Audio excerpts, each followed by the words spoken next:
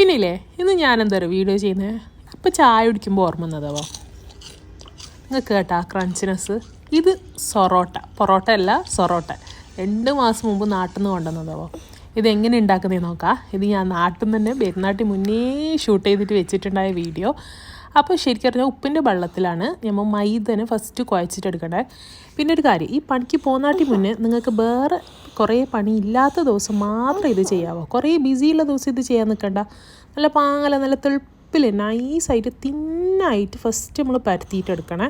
എന്നിട്ടായിട്ട് അതിലേക്ക് കുറച്ച് ഗീ പരട്ടി കൊടുക്കണം. പിന്നെ എന്നിട്ടായിട്ട് റവ ഇട്ട് കൊടുക്കണം, അതായത് തരിയിട്ടിട്ടായിട്ട് നല്ല പാങ്ങലിങ്ങനെ മെല്ലെ ഉരുട്ടിയിട്ടെടുക്കണമോ. നല്ല ഉരുട്ടിയിട്ടെടുക്കുമ്പോൾ നമ്മൾ പൊറോട്ടനെ പോലെ തന്നെ മെല്ലെ ഉരുട്ടിയിട്ടെടുത്തിട്ടായിട്ട് ഇങ്ങനെ ചെറുങ്ങനെ മുറിച്ചിട്ട് കൊടുക്കാവോ.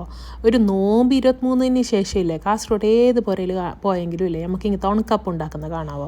അതിലത്തെ ഇപ്പോഴത്തെ മെയിൻ ഐറ്റമാണ് സൊറോട്ട. പിള്ളേർക്കായാലും വലിയക്കായാലും എല്ലാവർക്കും ഭയങ്കര ഇഷ്ടമാവും. പിന്നെ ഇപ്പോൾ ദുബൈക്ക് കൊണ്ടുവരാനും എല്ലാ പുരയിലാക്കിയിട്ട് വെച്ചിട്ടുണ്ടാവും. ഇനി നമുക്കിങ്ങനെ ചുട്ടിട്ടെടുക്കണമോ. എല്ലാം കഴിഞ്ഞിട്ടായിട്ടാണ് നമ്മൾ ചുടാൻ പോകുന്നുള്ളത്. തടുപ്പിൽ തീയാക്കിയിട്ടുണ്ടാവോ. അപ്പോൾ ബിയം ചുട്ടിട്ട് ആവുമല്ലോ. അപ്പോൾ ഇത് ചുട്ടിട്ടായ പാടന്നെ ഇല്ലേ നമുക്ക് എന്താക്കണം എന്ന് വെച്ചെങ്കിൽ ഇല്ലേ ഷുഗർ കോട്ടാക്കിയിട്ട് എടുക്കണം. അപ്പോൾ ഷുഗർ നല്ല പാങ്ങല പൊടിക്കണം.